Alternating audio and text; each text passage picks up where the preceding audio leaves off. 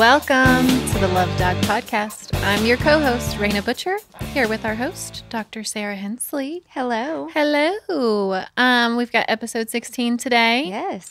And the topic of this episode is what it looks like and feels like to be securely attached. Yes. So, what does it feel like?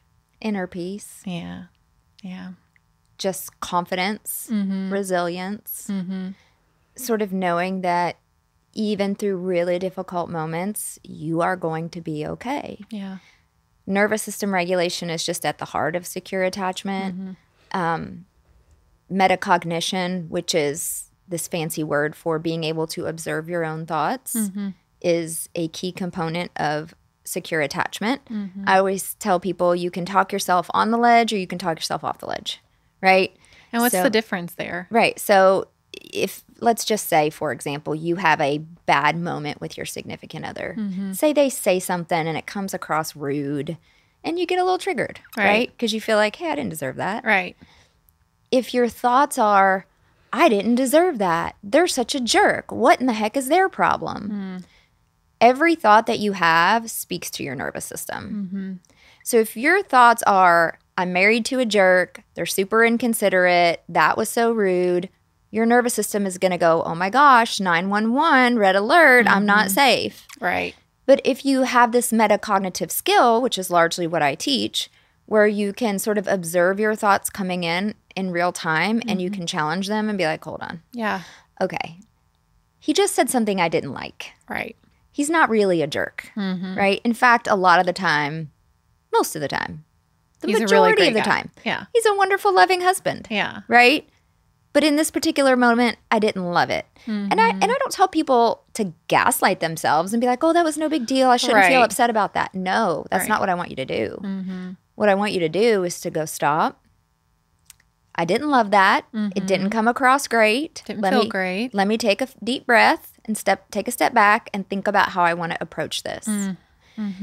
And being able to take that step back only happens when you are safe in your own nervous system. Yeah. And so the first step is to stop catastrophizing, stop using what we call cognitive distortions, which are just essentially thoughts that really aren't true. They're too extreme or they're too black and white or whatever. And so when we start to get in the habit of really monitoring our thoughts, well, the very first thing most people discover is that their thoughts are really negative. Yeah. And really catastrophizing. And then they wonder why they have anxiety and depression. Right. And it's like, well, that's speaking into your nervous system. If you are just a victim of your own thoughts and they just, whatever rolls in, you believe and you accept as the truth, then yeah, you're going to experience a lot of pain. Yeah. And I know the first step in getting there in those situations where you're actually triggered is starting with just your everyday thoughts. So with your everyday thoughts, right. If you just try to practice that in your own relationship, you're never going to get good enough at it where it becomes automatic. I think it really starts with just how you speak to yourself. For sure, that's a huge part of it. Yeah. Your own self-talk, right? I mean, I used to shame myself. I used to struggle. beat myself up. I was a bully to myself pretty much my entire life until I earned my attachment security. Yeah. Now I refuse to bully myself. I refuse it. And it doesn't mean that those thoughts don't come in. Sure. But when they do, I'm like, heck no, I'm not participating with that. If I always think about you. I think if I wouldn't say it to Raina, I'm not going to say it to myself. Yeah. Yeah. That's a great way to really put it into practice. Like, would I say this to like somebody I love? Yeah. No, never. Right. Like, would I ever look at somebody and be like, oh my gosh, you look disgusting in that outfit? Right. Because I'm pretty sure I've probably said that to myself when I've looked in the mirror. Oh, for sure. Yeah. And I mean, I have met so many women who are going through the process of earning their attachment security. And we talk about what is your inner voice like, right? What does it look like? What does it sound like? Yeah. And they report back to me, my inner voice is mean. Yeah. She's a bully. Yeah. What do you think causes it? I mean, let's talk about the root cause, right? Where does it begin? It begins in being shamed in childhood. Yeah. Being parented in ways that make you feel shame. So let me give you an example. I think we talked a little bit about this in the car, right? So we got a turtle and a hamster. We have 4 kids. We got a turtle and a hamster. That's a lot. Siblings are partnering up to help take care of these pets, right? Which is great. The turtle is so easy. Yeah. Hamster, not so much. Right. So the hamster, one of my children was holding the hamster. The hamster kind of got away. The hamster is okay. But in that moment where one of my children expressed, I accidentally let the hamster like escape from my hands. I could tell that she felt this immense shame. Like I had made such a mistake. I put the hamster in harm's way. Like the dog could have eaten the hamster. You know, something could have happened to the hamster. And I had to really sit down with her and I had to say, baby, Accidents happen. Accidents happen to everybody. And when we make a mistake, we have to really watch out that we're not shaming ourselves and punishing ourselves. I'm not punishing you. God's not punishing you. And you can't punish you. Right. Right? So let's feel that emotion. Where is it at right now? And she said, it's in my chest and it's in my eyes. Like her eyes were welling up with tears. Right. And I said, okay, well, let's acknowledge that and let's let it come through. And it did, and she shed a few tears, and then she started kind of coming down from it. And then I said, okay, let's do our breathing. Let's breathe through it. Yeah. And then I said, now what do you think? And she said, this wasn't my fault. And I said, that's right. Yeah. You only have so much control over a teeny tiny little critter, right? It's gonna that wants to wiggle away. Right. It's not a big deal. She's fine. The hamster is good. The hamster's name's Donut. It's good, right? Where everybody's fine. Right. And so, but I never had somebody in my childhood, again, Mom, I'm sorry. I love you. You did such a good job with me. But, you know, you don't know what you don't know. Right. To say when I made a mistake, when I was being so hard on myself, hey, baby, let's sit with this, but let's release it because it's not necessary and it's not true, right? And I grew up in a house and in a religion where shame was really a big part of it. And actually, shame is the most dysregulating thing to the nervous system. Yeah. Yeah. So a large part of regulating your nervous system is to Releasing releasing shame. Yeah. And so you have to recognize, where is shame coming up, right? And a lot of times it starts in our own thoughts. We are actively voicing shame onto ourselves and accepting it as if it's the truth. Yeah. And we have to stand in authority against that. We can't. We have to. We don't want to, again, further shame ourselves for having the emotion. Right. Because then you're just adding shame on top of shame. Yeah. Yeah. But what we need to do is say, okay, I'm not going to judge it that it's here. I recognize that it comes from a place in my past. I'm going to feel it in my body. I'm going to let it be in my body. I'm going to sit with it. But then I'm going to breathe it out, let it out, take it down. And then I'm going to cognitively, in my own thoughts, say, this isn't the story. Yeah. And I know we've talked a lot about shame. Just because I agree that it's probably the root cause of a lot of nervous system dysregulation. Most, yeah. Especially in me. Because, I had again, she's not here to defend herself. She's gone. We love your mama. And she was a fantastic mother, loyal mother, had tons of wonderful qualities. But she would do certain things like a moment on the lips, a lifetime on the hips. That was like her favorite thing to say. And so, of course, we've already established that growing up in the 90s was hard enough, where every woman was like stick thin, anorexic, and unless you were anorexic, like you weren't thin. Everybody was on a diet. It was a time period where like all the diet foods came out on the market. Everything was low fat. Everything, which we've now discovered is not actually healthy for you.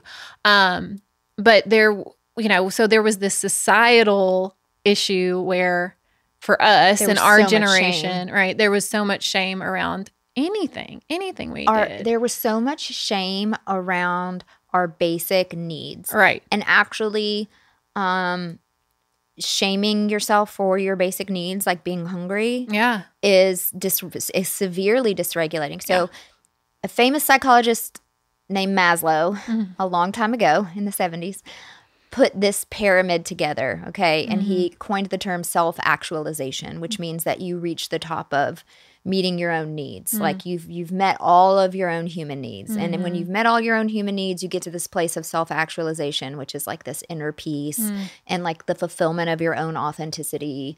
And it's sort of like the goal, right? And so there was a lot of therapeutic intervention around sort of this pyramid. And there's actually been a ton of research to show that he was right. Yeah.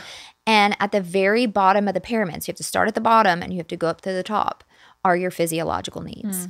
And a large part of regulating your own nervous system is, and this is part of earning your attachment security. I mean, these are things that people don't think about, but it's huge. It makes an enormous impact. Are meeting your own needs without shame. Right. So things that I used to do that when I was insecurely attached, where I wasn't meeting my own basic needs. Not eating when I was hungry because I was always on a diet. Right. Or if I did eat, shaming myself that maybe I ate too much. Right. Powering through work and not using the restroom, holding, you know, the need to urinate all day long. Yep. And I would tell people, like, I only pee like twice a day. Yeah. And they'd be like, what? Yeah. And I'm like, well, I'm busy. I have to work. I have to do these things. And I was just too busy to have to interrupt what I was doing to use the restroom. Which literally takes less than 30 seconds I know. usually.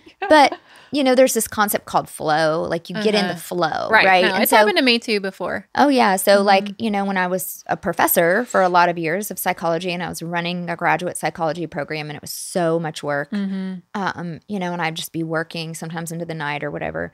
And I was in the flow and it would be like I would be holding my pee for hours. Right. Yeah. And there comes a point in time where you stop noticing that you have that need. Yeah. Right. Same thing with being thirsty. Yeah. You know. Or being thirsty. Sleep is a big one. Sleep. Right. And knowing that you should have a good sleep schedule, but scrolling on your phone, right? So meeting your own basic physiological needs is huge. Then up the ladder, one more step is safety.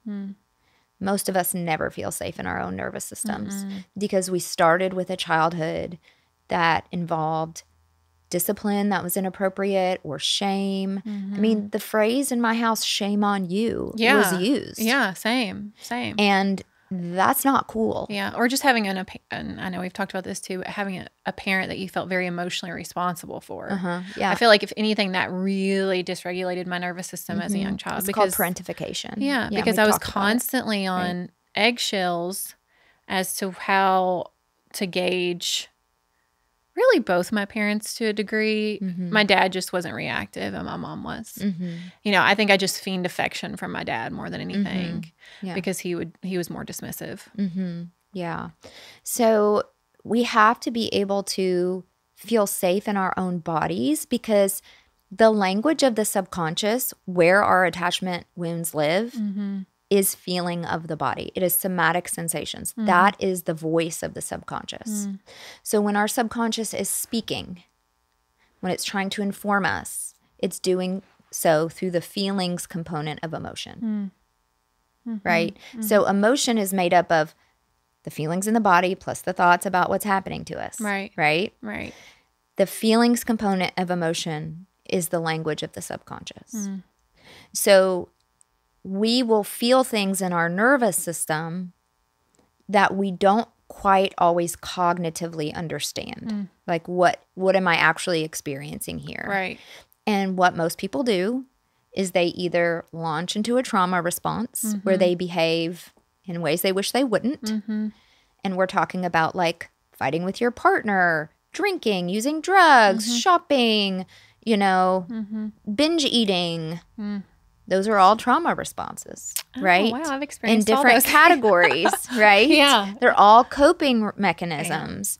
I should say they're coping mechanisms for the trauma responses. Right. That's a more accurate way to talk about it. Or we suppress. We're like, no, I can't think about this. Yeah. And I'm going to go do something else. What do you think's worse?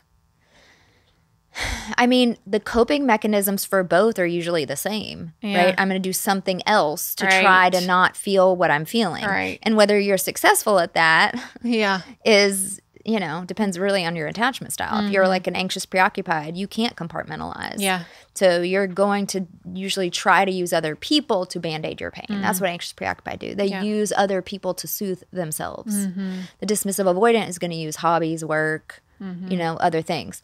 The fearful avoidant is going to use more addictive things like shopping, eating, sex, drugs, alcohol to Band-Aid, right? And so whether you're feeling them intensely and trying to Band-Aid or you're pushing them down and distracting to try to Band-Aid, at the end of the day, most people are trying to Band-Aid. Right. And so we actually have to feel our feelings all the way through the body in order for them to be truly processed. So one of the biggest things I learned in being a securely attached person was that you have to let it come fully through.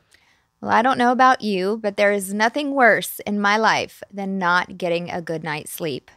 But my sleep has much improved thanks to our sponsor of this podcast, Cozy Earth Sheets. I have a set of their bamboo sheets, and they are not only extremely comfortable and soft and have really improved my sleep, but they have been very durable. I've washed them several times, and they have stood the washing test. We want to really just thank them for sponsoring this podcast, and I want to let you know that you can visit their website, cozyearth.com, and enter the promo code LOVEDOC to receive 40% off of your purchase. They really do help you regulate your temperature, which is something that I really struggle with when I'm sleeping. I'm either too hot or I'm too cold. So thanks again to the sponsor, Cozy Earth Sheets. You won't regret your purchase. So when it fully comes through, I mean, are there actual physical things that happen? Yes. You will cry. You might throw up. Yeah. You might scream. Yeah. You might stomp. You might punch a pillow. Yeah. I mean, that's what fully realized emotion looks like. Yeah. And because as children, we were often not allowed to have those fully emotional responses. So I have somebody very close to me in my life who has a little boy, and he's so precious. And this little boy has had some trauma from his dad. And the little boy sometimes, I mean, he's a very normal 3-year-old little boy, but sometimes you can tell he does get very dysregulated, right? Like 3-year-olds do, but probably a little extra so because of what he's experienced. Yeah. And his mother is so good. That's great. She just sits with him and just allows him to have those emotions, which so many parents are like, no, make them stop. Yeah. Because Quit they're being, acting quote, up. bad. Right. It's like, no, they're having somatic sensations that they can't control right now. Right. And when you force them into, you essentially, by punishing them for it, you're forcing them into a freeze response. You're forcing them into a suppression, which doesn't complete the emotional cycle, which causes wounding. Yep. Right? Yep. So if I could go back and I had a 3-year-old or a 2-year-old and they were throwing a tantrum, instead of trying to I was an oversoother. It's okay. Oh my gosh, like we're going to be, me too. I was an oversoother. I was more of a let me helicopter, let me step in, let me try everything I can to make it okay. And really what you need somebody to do is just make space and be like, I'm here. And it's okay that you're doing this right now. Yeah. It's okay that you're boohooing. It's okay that you're screaming. Gosh, I wish I could go back and start over. I know, but so many people are going to hear me say that and go, no, we can't have children that act like that. They have to have respect. They have to have this. But here's what I will tell you. Children that express their emotions fully as young children grow up to be adults who can quickly regulate their emotions. And people think it's the opposite. People think, oh, if you let your toddler throw a tantrum in childhood, they'll become adults that throw tantrums. And it's like, actually, it's the opposite. Yeah. As long as you aren't, but the best thing a parent can do is just not interfere, but say, I'm here. And it's okay that you're experiencing this. And give them that sense of safety. And give them that sense of safety.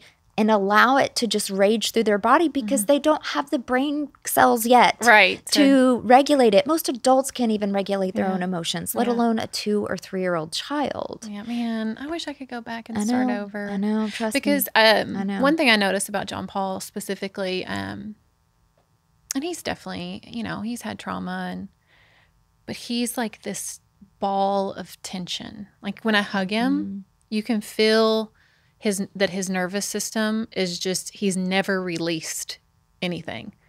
So like when I hug him, sometimes I have to be like, buddy, like relax, because he's just so wound tight.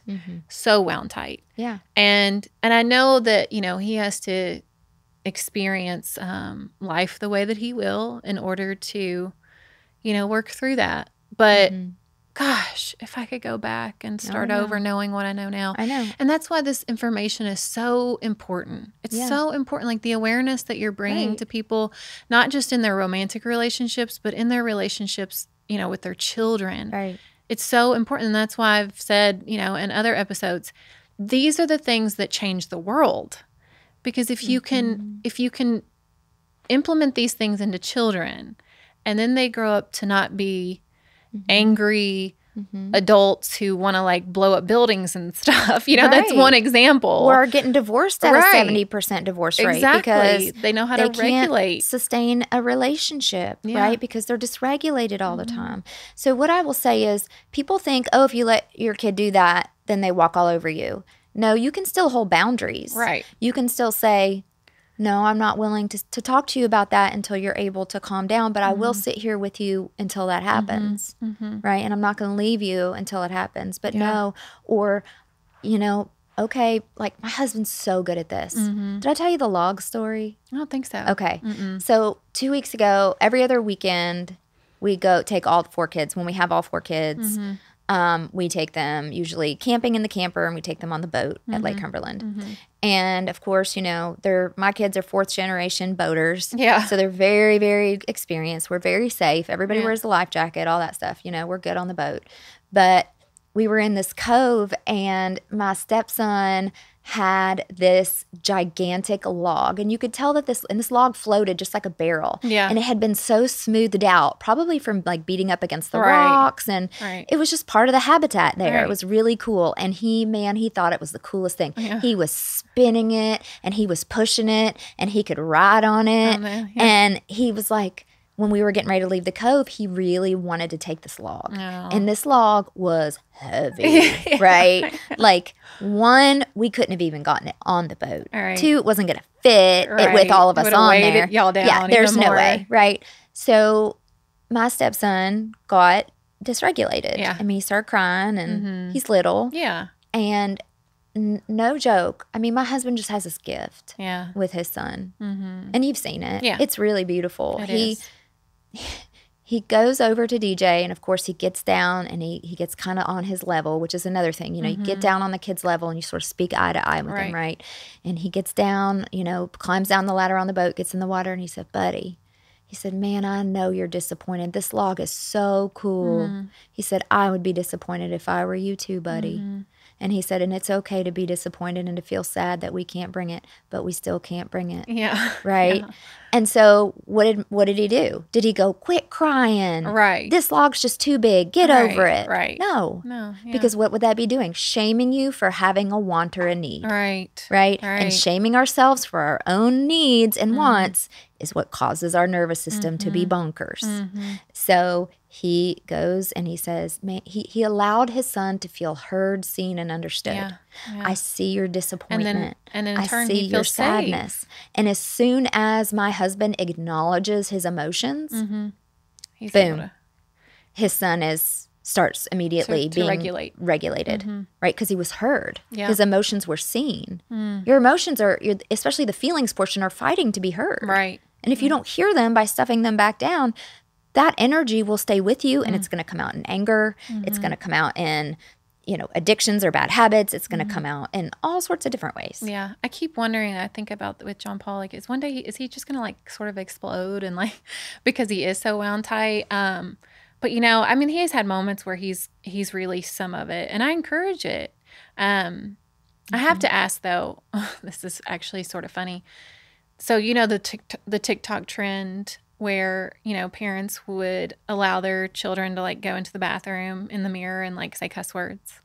Have you seen that trend? No, I haven't. Please tell me so about there's this trend that, I guess it was probably a couple months ago, where these parents were allowing their children to like go into the bathroom, lock the door, like away from them, and look in the mirror and like scream out things like cuss words or whatever they wanted to say, right? Totally agree with that. Right, that they wouldn't normally be able to say if, they were, that they would normally be like, what did you just say? And so I just, I thought I think it's interesting because, I mean, I think about, I grew up as a preacher's daughter. So like cussing was, Right. it was awful. Yeah. Like we were not allowed to cuss. I mean, I don't allow my kids to cuss in front of me. I don't allow my kids to cuss with their friends. Right. But if they wanted in a private space to yell something out because their nervous system felt dysregulated, then so be it. That's better than them acting out against someone else. And it feels good to do it too. It's funny because I was on the creek last weekend kayaking, and there's nobody in sight. I'm there with two of my other friends. And I don't know what we were talking about, but we were talking about our, I think old relationships. And I just like screamed at the top of my lungs. I won't say his name. My ex is a narcissist. And I just like screamed it out into like this wide open space, as I was like floating on my back in the water.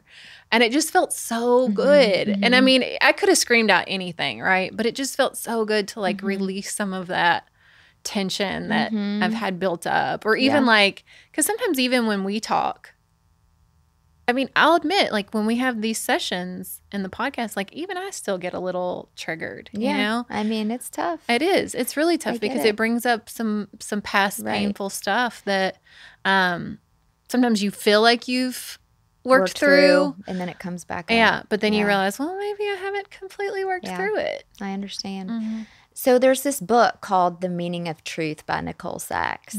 And she has a specific journaling method.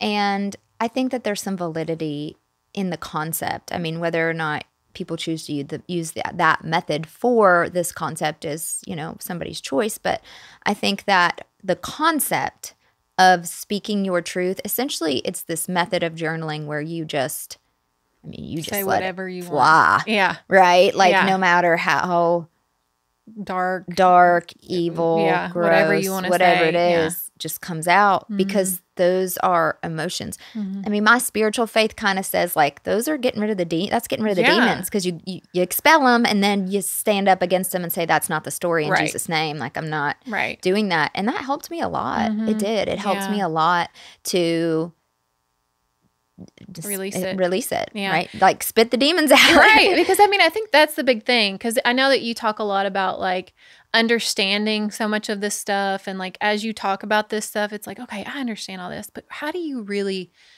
do it? Like what are the actual things? And I know you have to gatekeep a little bit here, obviously. Nobody will ever buy my course. No.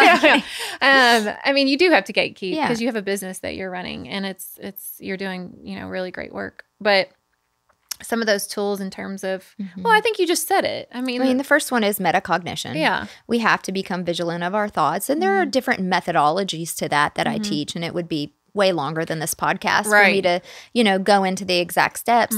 But the premise of it is you have to start monitoring your thoughts. Yeah. Because you have to realize there's this domino effect. Thoughts to emotion to behavior, right? And if a securely attached person, what they are able to do is they are able to put the pause in before they respond. Right.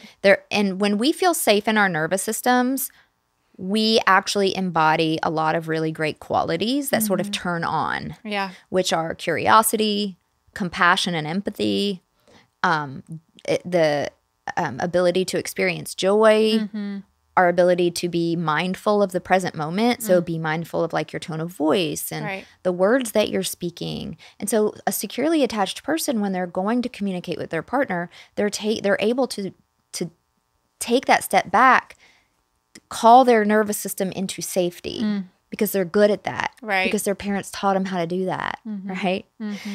And then go, okay, instead of being assumptive or instead of, saying whatever thought just went through my head and letting it fly out of my mouth that could end up being hurtful and starting a fight, I'm going to figure out how to approach this with my partner, right? And I'm going to take those moments to get my thoughts straightened out, to calm myself down, and then I'm going to respond. This is something Josh is so good at. It's because he's a born secure. Yeah, he's so good at it. He really is. He's a born secure. I can think about the moments that, we've had where we've either had a disagreement or I can get pretty spicy. But he really, really thinks before he speaks. And not just when we're in an argument or a confrontation.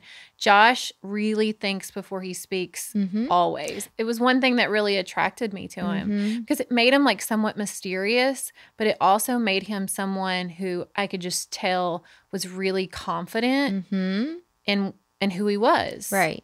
And so I tell people, you know, if they're taking just the psychological approach to metacognition, again, you can talk yourself on the ledge or off the ledge. So you can really tell yourself, I'm okay. I'm competent and capable of handling this situation. This isn't the end of the world. It's just a disagreement or it's just a bad moment. It didn't feel great. I don't love it. How do I want to handle it? Yeah. Right? Instead of flying off the handle with, oh my gosh, they're so rude. They're such a jerk. They're so inconsiderate. This isn't fair. Why did they do that? You must not love me. Snowballs. Oh, you're in the trigger cycle. You're immediately in the trigger cycle. When your thoughts confirm what your subconscious is trying to tell you through the feeling in the body, if your thoughts confirm that, boom, you're in the trigger cycle. Yeah. It's too late. And then there's not only the snowball effect, but then there's the rippling effect, right? Because then once it's over, you feel guilt, you feel shame, you want to come back and apologize. When if you just pause and do what securely attached people do, it's actually very empowering, right? You feel very empowered afterwards. Securely attached people they get quiet. Yeah.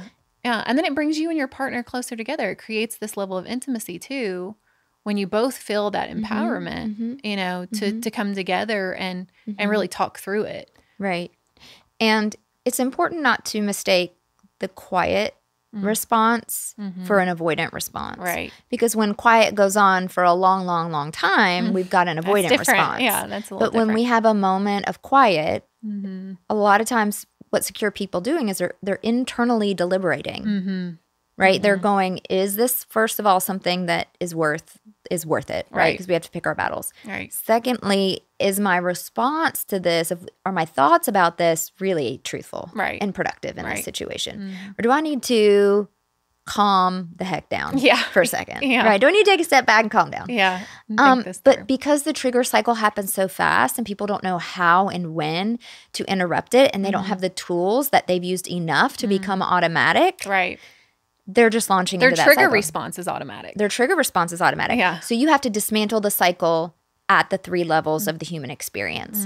So there's only 3 components to the entire human experience: thoughts, emotion, and behavior. What else is there in the human experience? No, it can all be wrapped up there. Yeah. That's all a human being embodies is their thoughts, their emotion, and their behavior. There's nothing else. And so when we dismantle the trigger cycle, we have tools at each level. Yeah. The thought level, the level of emotion, and then the level of behavior.